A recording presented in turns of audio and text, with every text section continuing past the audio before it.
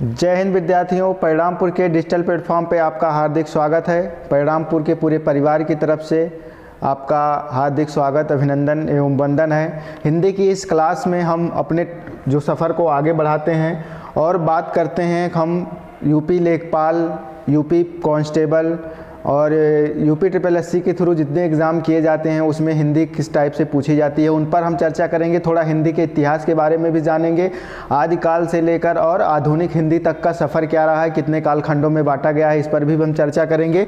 चलिए शुरू करते हैं, देखते हैं। सबसे पहले अगर हिंदी की हम बात करें, हिंदी के इतिहास की अगर हम बात करें तो आदिकाल से लेकर और आधुनिक काल तक हिंदी के जो कालखंड हैं उसको किन किन नामों से जाना जाता है और हमारे एग्जाम में कैसे क्वेश्चन पूछे जाते हैं। सबसे पहले देखिए बात करेंगे आदिकाल की। अगर हम बात करें तो जिसको वीर गाथा काल के नाम से भी जाना जाता है। हिंदी को कितने भागों में बांटा गया है और आदिकाल को किस नाम से जाना जाता है, क्वेश्चन यहाँ से बनने की संभावनाएं रहती हैं। अगर काल विभाजन की बात करेंगे तो 4 कालों में जो है वो विभाजित किया गया है। आदिकाल में किया गया है और पूर्व मध्यकाल में किया गया है, उत्तर मध्यकाल में किया गया है और आधुनिक काल में किया गया है। आदिकाल की हम बात करेंगे तो आदिकाल को वीर गाथा काल के नाम से भी जाना जाता है। पूर्व मध्यकाल को जो है वो यहाँ पर भक्ति काल के नाम से जाना जाता है। उत्तर मध्यकाल को जो है वो रीति काल के नाम से जाना जाता है और आधुनिक हिंदी की बात करें, आधुनिक काल की बात करें तो इसको गद्य काल के नाम से जाना जाता है। तो 4 खंडों में विभाजित किया गया है और उनके अलग अलग नाम हैं जो एग्जाम में पूछे जाते हैं। आदिकाल वीर गाथा काल याद रखेंगे, पूर्व मध्यकाल भक्ति काल याद रखेंगे, उत्तर मध्यकाल की अगर हम बात करेंगे तो याद रखेंगे रीति काल और आधुनिक काल की अगर हम बात करेंगे तो गद्य काल। बहुत ही आसान है याद रखना, यहाँ से एक क्वेश्चन पूछा जाता है। ये नॉर्मल बात थी जो आपके लिए जानना जो है वो जरूरी था, एग्जाम में पूछा जाता है। वहीं एक क्वेश्चन पूछा जाता है आधुनिक काल या आधुनिक हिंदी का जनक किसे माना जाता है। तो भारतेंद्र हरिश्चंद्र को आप अच्छी तरीके से जानते हैं, जिनका नाम निकलकर सामने आता है कि आधुनिक काल को या आधुनिक हिंदी के उद्धार के लिए जो है वो भारतेंद्र हरिश्चंद्र को जो है माना जाता है आधुनिक काल का जनक। भारतेंद्र हरिश्चंद्र के जन्म की बात करेंगे तो इनका जन्म 1850 ईस्वी में हुआ था और इनकी जो मृत्यु हुई थी 1885 ईस्वी में। और इनके पिता का जो नाम था, इनके पिता का नाम गोपाल चंद्र या फिर गिरधर दास के नाम से जाना जाता था। वहीं अगर हम बात कर लेते हैं आगे, ठीक है, आगे बात करते हैं हिंदी की। अगर हम बात करें तो अभिव्यक्त का जो महत्व होता है वो क्या होता है, भाषा कैसी होती है। देखिएगा, इस विश्व में अनेक प्रकार की भाषाएं बोली जाती हैं जिसमें हिंदी भी एक है और हिंदी पर ही हमें आज क्या करना है, चर्चा करना है। तो सबसे पहले भाषा के बारे में अगर हम जानेंगे कि अभिव्यक्त का तरीका कैसे होता है, तो अभिव्यक्त के 3 तरीके होते हैं। भाषा होती ही इसीलिए है कि आप अपनी बात जो है वो किसी को समझा सकें। अब अपनी बात आप कैसे किसी को समझा सकते हैं, तो 3 माध्यम से आप अपनी बात किसी को समझा सकते हैं। पहला, इशारा कर कर समझा सकते हैं। दूसरा, मुंह से बोलकर समझा सकते हैं। तीसरा, लिख कर समझा सकते हैं। तो बात आती है क्या ये तीनों भाषाएं होती हैं? जी हाँ, ये तीनों भाषाएं होती हैं, लेकिन इनके अभिव्यक्ति का तरीका जो होता है वो अलग अलग होता है। जिसमें सांकेतिक की अगर हम बात करें तो सांकेतिक जो होती है वो अस्थायी होती है और मौखिक जो होती है वो कैसी होती है, ये भी अस्थायी होती है और लिखित जो होती है वो स्थायी होती है। तो इन तीनों में जो महत्वपूर्ण प्रमुख अंतर है वह यह है कि इशारों से आप अपनी बात किसी को समझा रहे हैं। मूक बाधित व्यक्ति होते हैं जो बोल नहीं पाते हैं, वो अपनी बात इशारों के माध्यम से दूसरों को समझाते हैं और वो बात हमें समझ में आ जाती है, वो भी एक भाषा है। ठीक है, मैं हिंदी बोलकर आपको समझा रहा हूँ, ये भी एक भाषा है, ये मौखिक भाषा है। और अगर मैं आपको लिख कर यहाँ पर समझा रहा हूँ तो ये कैसी है, लिखित है। ठीक है, देखिएगा, सांकेतिक का अपना भी महत्व होता है, मौखिक का भी अपना महत्व होता है और लिखित का तो महत्व होता ही होता है, ये स्थायी होती है। सांकेतिक भाषा की बात अगर हम करें तो क्लास में आप बैठे हैं और टीचर पढ़ा रहा है, पढ़ने में मन नहीं लग रहा है, दोस्त के साथ इशारों ही इशारों में, आंखों ही आंखों में बात हुई और दोनों लोग क्लास छोड़कर निकल लिए। बाहर जाकर पता चला टपरी पर आप सुट्टा लगा रहे हैं। ठीक है, तो इशारों ही इशारों में आपने इशारा किया, दोस्त समझ गया। ठीक है, तो ऐसे होता है। जिसमें एक बहुत जो है वो पुरानी एक कहावत कही गई है, एक दोहा कहा गया है कि नटत खटत रीझत खीझत मिलत खिलत लजियात और भरे भवन में करत है नैनन ही सो बात। ठीक है, तो मतलब इशारों ही इशारों में नायक नायिका से बहुत सारी चीज़ें जो है वो नज़रों से ही जो है लोग बोल देते हैं। कहते हैं ना, आँखों के रास्ते दिल में उतर के।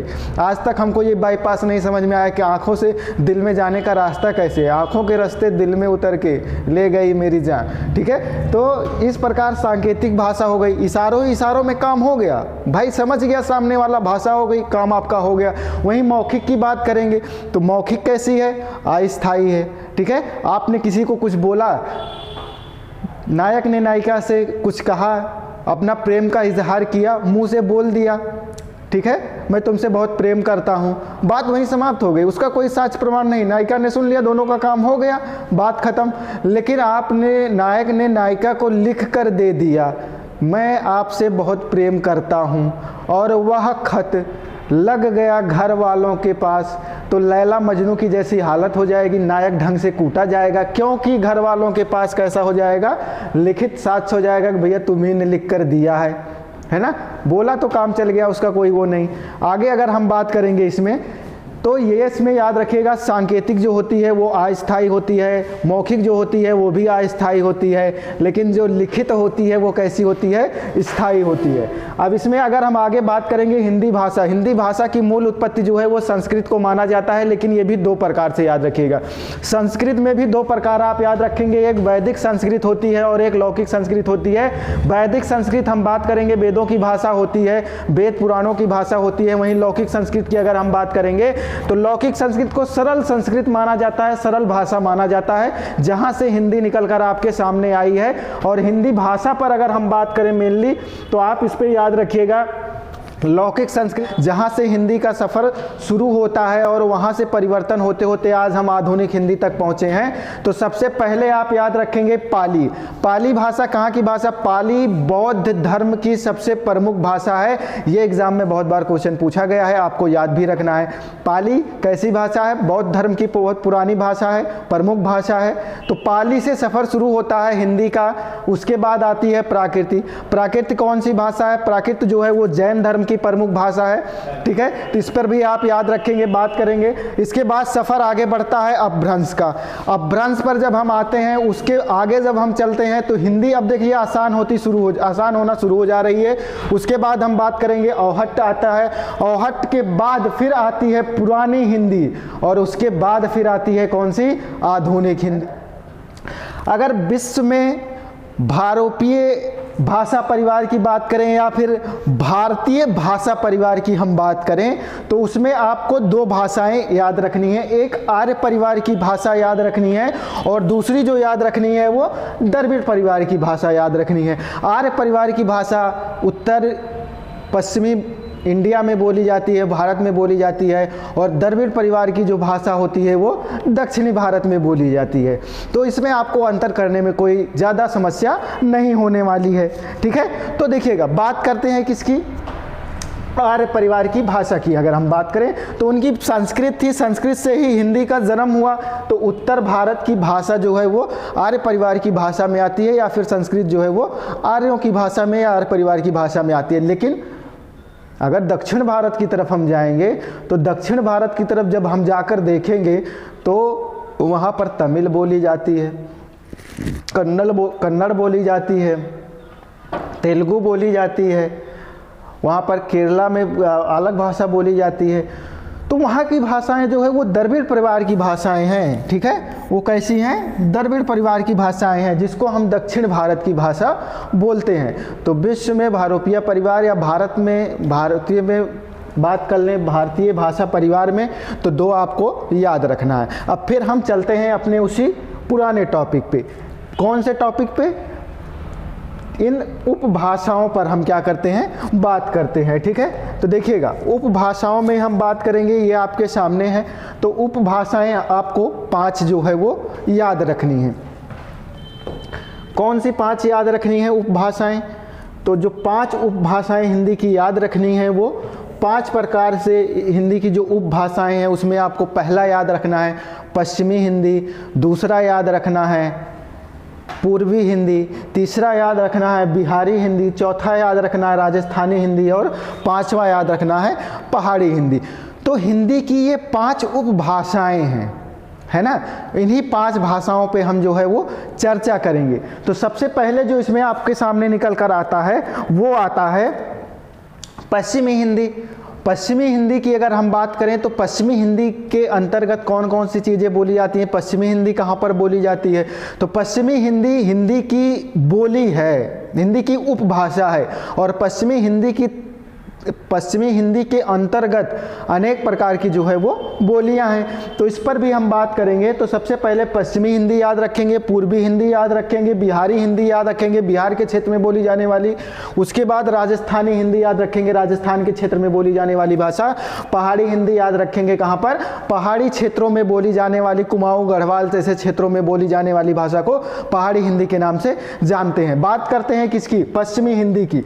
तो पश्चिमी हिंदी जो है वो क्या है, हिंदी की एक उपभाषा है। याद रखिएगा, पश्चिमी हिंदी हिंदी की एक उपभाषा है, और पश्चिमी हिंदी के अंतर्गत, पश्चिमी हिंदी के अंतर्गत 5 प्रकार की बोलियां आती हैं। भाषा और बोली दोनों में अंतर होता है। भाषा पश्चिमी हिंदी हिंदी की उपभाषा है, और पश्चिमी हिंदी के अंतर्गत 5 जो है वो क्या है, बोलियां हैं, जिसमें खड़ी बोली आ जाएगी, जिसमें बुंदेली आ जाएगी, जिसमें कन्नौजी आ जाएगी, जिसमें ब्रज भाषा आ जाएगी, और जिसमें हरियाणवी भी आती है। ये सारी भाषाएं कैसी हैं, पश्चिमी हिंदी के अंतर्गत आती हैं। ये सारी बोलियां हैं जो पश्चिमी हिंदी के अंतर्गत आती हैं। बात करते हैं खड़ी बोली की। खड़ी बोली देखिएगा, आप लोग जो लोग मेरठ के क्षेत्र के रहने वाले हैं, बड़ौद बागपत के क्षेत्र में रहने वाले हैं, या फिर जो लोग यहाँ पर गए हैं वहाँ पर देखेंगे इनकी बोली जो है वो थोड़ी अलग होती है। ठीक है, सीधे सीधे ये क्या करते हैं, चीज़ों को बोल देते हैं, ज़्यादा घुमाना फिराना नहीं। मेरठ हो गया, बड़ौद हो गया, बागपत हो गया, ये सारे क्षेत्र में कैसे खड़ी बोली बोली जाती है, तो जिसको कौरवी के नाम से भी क्या किया जाता है, जाना जाता है। तो याद रखेंगे, जो खड़ी बोली है वो मेरठ उसके आसपास के क्षेत्र में बोली जाती है। वहीं बुंदेली की बात करते हैं तो बुंदेली जो है वो बुंदेलखंड बुंदेली जो है वो कहाँ पर बोली जाती है, बुंदेलखंड व उसके आसपास के क्षेत्र में बोली जाती है। कन्नौजी की बात करेंगे तो कन्नौज उसके आसपास के जिलों में बोली जाती है, जहाँ पर हरदोई, फर्रुखाबाद, शाहजहाँपुर ऐसे क्षेत्र जो है वो कहाँ पर कन्नौजी भाषा का इस्तेमाल किया जाता है। ब्रज भाषा की अगर हम बात करें, देखिए ब्रज भाषा श्री कृष्ण जी से संबंधित भाषा। ठीक है, तो मथुरा, वृंदावन व संपूर्ण ब्रज मंडल में जो है वो ब्रज भाषा बोली जाती है। ये भी बड़ी प्रेम और बहुत मधुर भाषा होती है। ठीक है, उसके बाद हरियाणवी की बात कर लें तो हरियाणवी तो ऑलरेडी आप जानते हैं कि बहुत प्रेम की भाषा है, बहुत मधुर भाषा होती है हरियाणवी। वो कहते हैं ना कि एक पत्नी बहुत दिन से बिछड़े अपने पति को गले लगाती है, और गले लगाने के बाद कुरकुराने की आवाज़ आती है, तो पत्नी कहती है अपने पति से, सुनते हो जी, आपका दिल तो बड़ा कुरकुरा सा है। तो हरियाणवी आदमी, हरियाणा का आदमी कहता है, धुत पगली, दिल कुरकुरा सा नहीं, तूने बीड़ी का बंडल तोड़ दिया, है ना। तो ये हरियाणवी जो है वो बहुत मधुर भाषा है, प्रेम की भाषा है हरियाणवी। अब इसको हम मैप वाइज जानते हैं, कैसे एग्ज़ाम की दृष्टि से याद रखें कि एग्ज़ाम में जो है ये हमसे गलत ना हो। ठीक है, तो एक पर ही हम बात कर रहे हैं पश्चिमी हिंदी।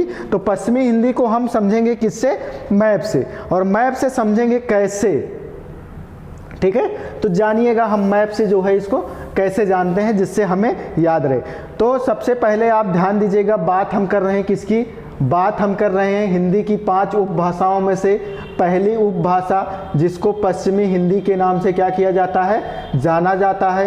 ये हिंदी की क्या है, उपभाषा है। इसके अंतर्गत 5 प्रकार की क्या आती है, बोली आती है। कितने प्रकार की आती है, 5 प्रकार की बोली आती है। और 5 प्रकार की बोलियों में भी सबसे पहले आप देखेंगे हरियाणा के क्षेत्र में क्या बोला जाता है, हरियाणवी बोली जाती है। इस क्षेत्र में जो भाषा बोली जाती है वो कौन सी है, वो इस क्षेत्र में बोली जाने वाली भाषा हरियाणवी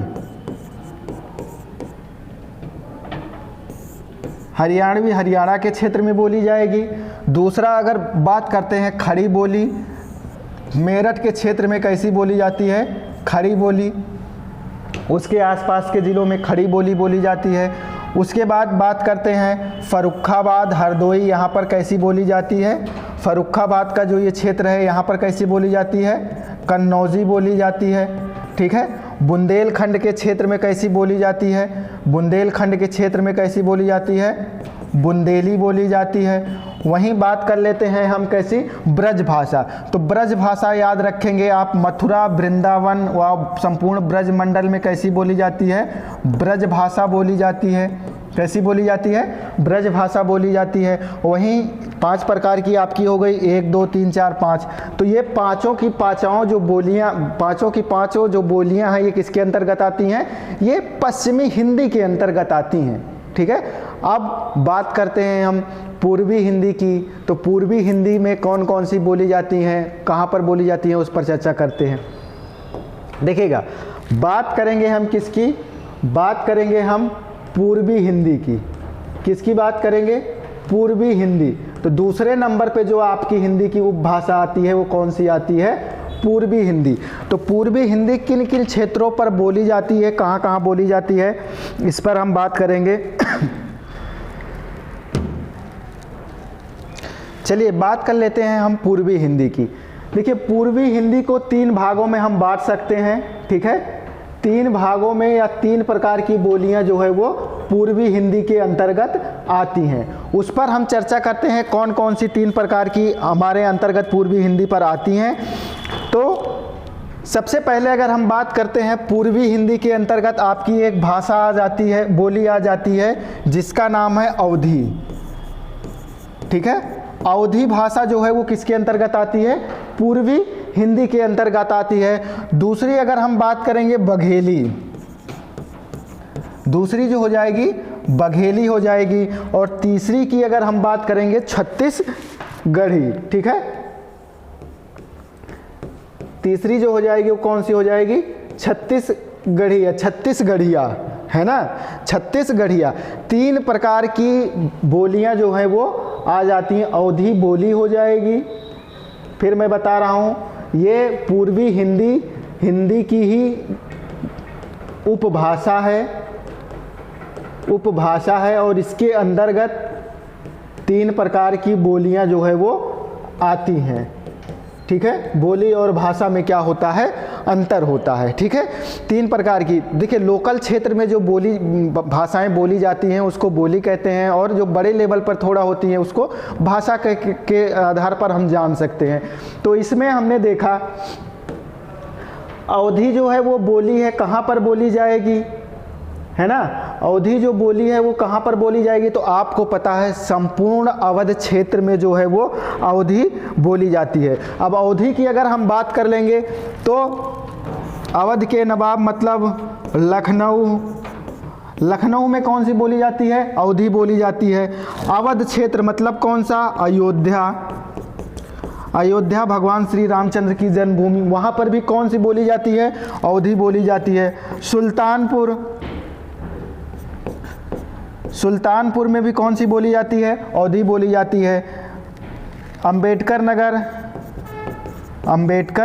नगर यहाँ भी कौन सी बोली जाती है? अवधी बोली जाती है। तो जितने भी बाराबंकी की बात कर लेंगे, बाराबंकी में भी कौन सी बोली जाती है? बाराबंकी में भी अवधी बोली जाती है। मतलब अवध का जितना क्षेत्र है वहाँ पर कौन सी बोली जाएगी? अवधी भाषा बोली जाएगी। वहीं अगर बघेली की बात करेंगे, बघेली जो बोली है वो कहाँ पर बोली जाती है? तो बघेली की मेनली जो बघेली जो बोली है वह मध्य प्रदेश मतलब MP की जो है वो क्या है? बोली है। कहाँ की बोली है? MP की। बघेली की बात करेंगे तो कहाँ की? मध्य प्रदेश में बघेली बोली जो है वो बोली जाती है। और छत्तीसगढ़ की अगर हम बात करेंगे, छत्तीसगढ़िया बोली की बात करेंगे तो यह छत्तीसगढ़ राज्य में जो है वो बोली जाती है। ठीक है, तो पूर्वी हिंदी के अंतर्गत आपको कितने याद रखने हैं? पूर्वी हिंदी के अंतर्गत आपको 3 याद रखने हैं। कौन कौन से? पूर्वी हिंदी के अंतर्गत आपको अवधी याद रखनी है, बघेली याद रखनी है और छत्तीसगढ़ी याद रखनी है। अवधी कहाँ बोली जाएगी? लखनऊ, अयोध्या, सुल्तानपुर, अंबेडकर नगर, बाराबंकी के क्षेत्र में जो है वो अवधी भाषा बोली जाती है। देखिएगा, मैप में अगर हम बात करें, देखिए और दूसरे नंबर पे जो हम बात कर रहे हैं वो पूर्वी हिंदी की बात कर रहे हैं। पूर्वी हिंदी की बात कर रहे हैं। और फिर मैं बता रहा हूँ पूर्वी हिंदी जो है वो हिंदी की एक उपभाषा है। इसके अंतर्गत 3 प्रकार की बोलियां आती हैं और 3 प्रकार की बोलियों में जो पहली है वो है अवध क्षेत्र। मतलब इस क्षेत्र में जो बोली जाती है उसका क्या नाम है? अवधी। अवध क्षेत्र में बोली जाने वाली बोली को क्या कहते हैं? अवधी कहते हैं। दूसरे नंबर पे हम बात करेंगे बघेली आती है। बघेली मतलब कहाँ पर बोली जाएगी? बघेली बोली जाएगी कहाँ? मध्य प्रदेश में। और छत्तीसगढ़ में जो बोली जाएगी वो कौन सी बोली जाएगी? छत्तीसगढ़िया। कौन सी? छत्तीसगढ़िया। छत्तीसगढ़िया छत्तीसगढ़ में बोली जाएगी। तो याद रखिएगा अवध के क्षेत्र में कौन कौन से ज़िले आते हैं? तो अवध में आ जाएगा आपका लखनऊ आ जाएगा, बाराबंकी आ जाएगा, अयोध्या आ जाएगा, सुल्तानपुर आ जाएगा, अम्बेडकर नगर आ जाएगा। ये सारे क्षेत्र अवध के क्षेत्र में आते हैं और यहाँ पर कैसी बोली बोली जाती है? अवधी बोली बोली जाती है। ठीक है। अब तीसरे नंबर पर अपनी भाषा की हम अगर बात कर लें, बोली की बात कर लें, तो तीसरे नंबर पर जो हमारी आ जाएगी वो आ जाएगी बिहारी हिंदी। ठीक है। तीसरे नंबर पर जो आ जाती है वो कौन सी आ जाती है? बिहारी हिंदी। बहुत मधुर भाषा होती है बिहारी हिंदी। और बिहारी हिंदी में भी बोलियां अलग अलग हैं दोस्तों। देखिएगा विद्यार्थियों, बिहारी हिंदी में भी हम बात करें तो बिहारी हिंदी में 3 प्रकार की आ जाएंगी। भोजपुरी आ जाएगी, मगधी आ जाएगी और इसमें मैथिली आ जाएगी। तो पहले की अगर हम बात करें इसमें कौन सी आपकी आ जाएगी? भोजपुरी। भोजपुरी बोली जो है वो किसके अंतर्गत आती है? बिहारी हिंदी के अंतर्गत आती है। दूसरी जो आ जाएगी वो कौन सी आ जाएगी? मैथिली। दूसरी जो हो जाएगी वो मैथिली हो जाएगी। और तीसरी की अगर हम बात करेंगे तो कौन सी हो जाएगी? मगधी। तीसरी की अगर हम बात करेंगे तो कौन सी हो जाएगी? मगधी। ठीक है। तो 3 प्रकार की जो हो जाएंगी ये किस में आ जाएंगी?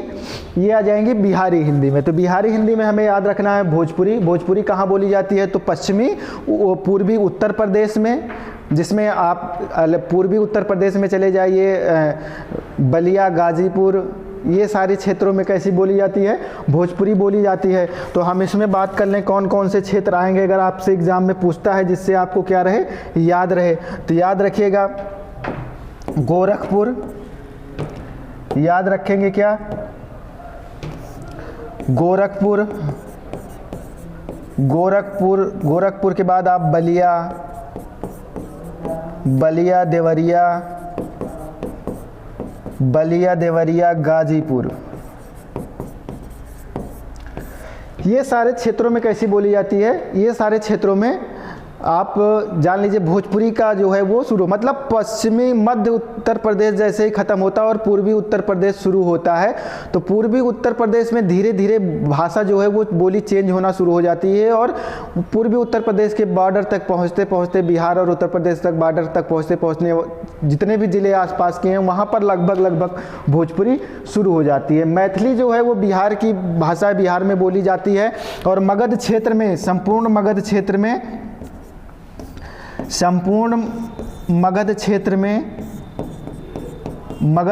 में वो कौन सी बोली जाती है? मगही भाषा जो है वो बोली जाती है। तो इस प्रकार से आप दूसरे नंबर पे याद रखेंगे। तीसरे नंबर पे जो हमारा था वो बिहारी हिंदी थी। ठीक है। चौथे नंबर पे अगर हम बात कर लेते हैं तो राजस्थानी हिंदी। अगर इसको डायग्राम से समझ लें, मैप के माध्यम से समझ लें, जिससे हमको क्या रहे?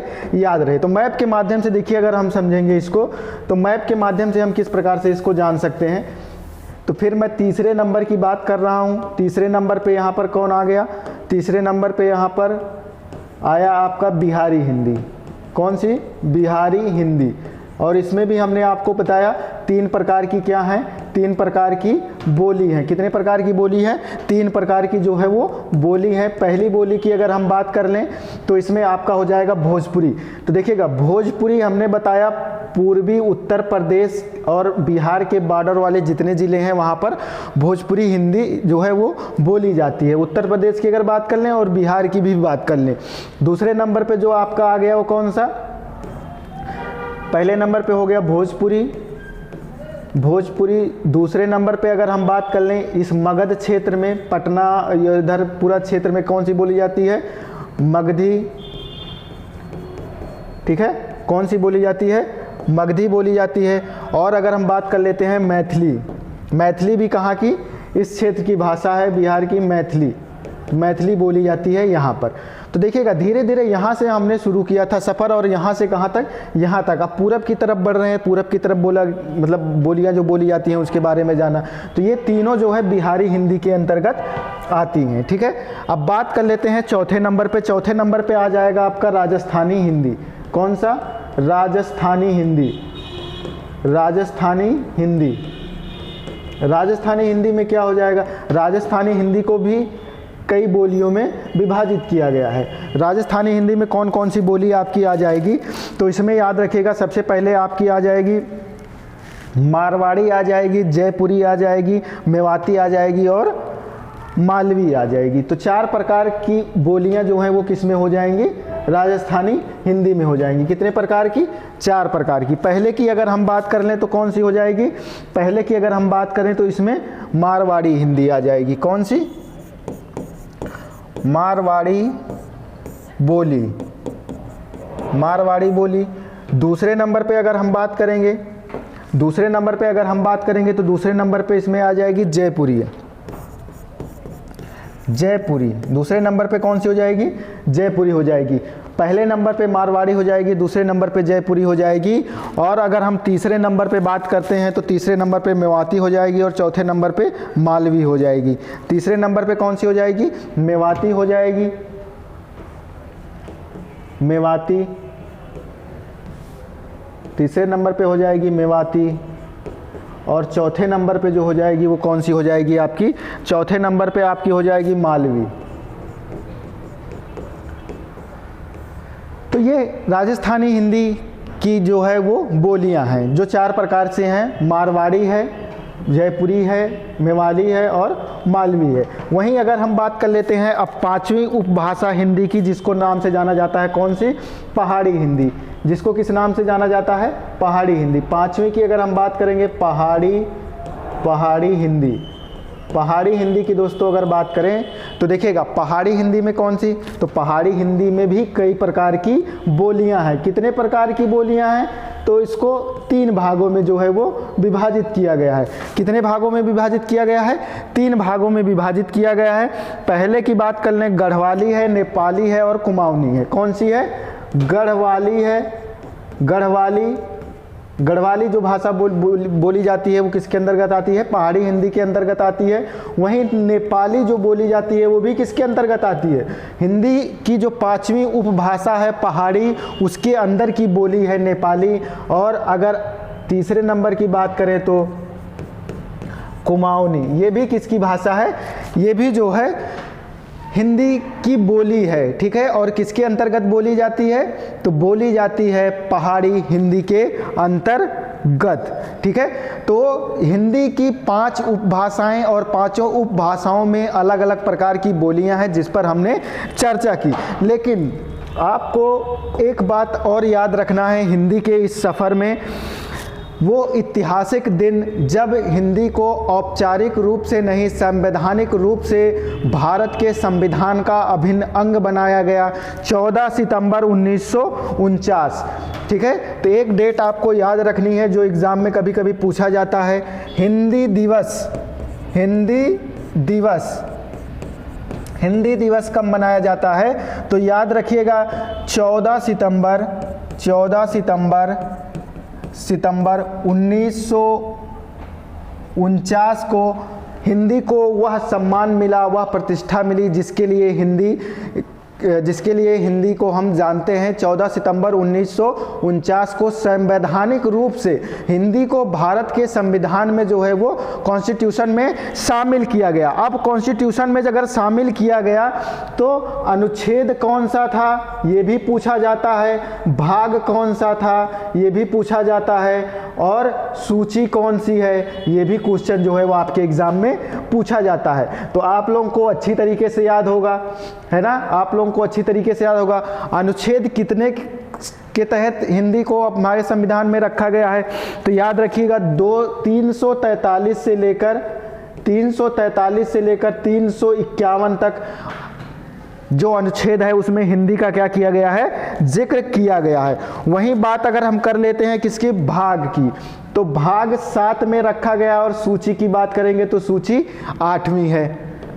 तो दोस्तों यहाँ से क्वेश्चन जो बनता है कि हिंदी को हमारे संविधान में कब जोड़ा गया, तो 14 सितंबर 1949 को संवैधानिक रूप से हिंदी को दर्जा मिला और अनुच्छेद 343 से लेकर 351 तक भाग 7 और सूची 8, ठीक है, इस पर रखा गया है। भारत की राज्य भाषा के तौर पर इसको जो है शामिल किया गया है। तो हिंदी को भारत की राज्य भाषा के तौर पर क्या किया गया है, शामिल। ये भी क्वेश्चन पूछा जाता है, तो याद रखिएगा हिंदी को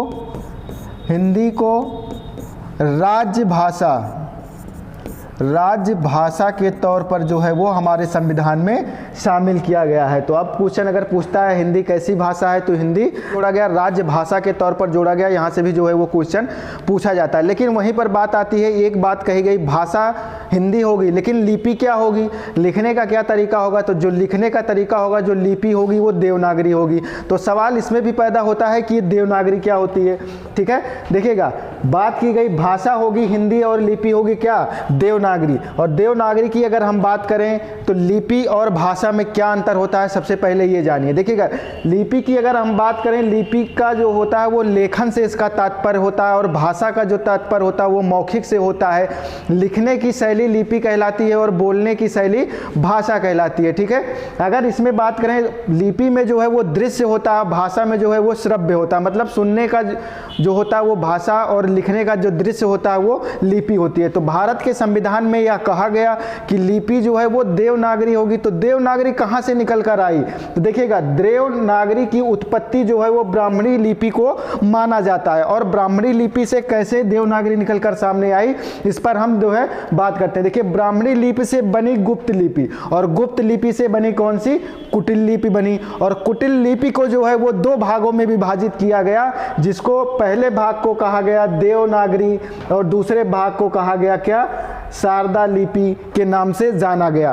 तो जो हमारे संविधान में लिपि रखी गई है वो देवनागरी से निकलकर आई हुई लिपि है, जिसको देवनागरी लिपि कहा जाता है। वहीं शारदा लिपि की अगर हम बात करेंगे तो शारदा लिपि को आगे चलकर 2 भागों में विभाजित किया गया, जिसमें गुरमुखी निकलकर सामने आई और कश्मीरी लिपि निकलकर सामने आई। तो हम ना तो गुरमुखी का प्रयोग करते हैं और ना ही कश्मीरी का प्रयोग करते हैं। हम किसके प्रयोग करते हैं, हम अपनी लिपि में देवनागरी का प्रयोग करते हैं, जो ब्राह्मणी लिपि से निकल कर आई। अगर उसके और निकटतम पूछा जाता है आपसे, तो आप कुटिल लिपि जो विकल्प होगा उसको लगाएंगे, उसके बाद गुप्त लिपि लगाएंगे। अगर ये दोनों नहीं है, ब्राह्मणी लिपि है, तो ब्राह्मणी लिपि आपका सही माना जाएगा। तो हिंदी के इस आधुनिक हिंदी के इस सफ़र में जो हमने बातें जानी, जो इम्पोर्टेंट चीज़ें थी उस पर हमने डिस्कस किया। अब हम अपने टॉपिक को आगे से स्टार्ट करेंगे, जिसमें समास, संधियाँ क्या होती हैं, मुहावरे, पर्यायवाची, इन सब पर चर्चा करेंगे। तो मिलते हैं नेक्स्ट वीडियो में, तब तक के लिए जय हिंद।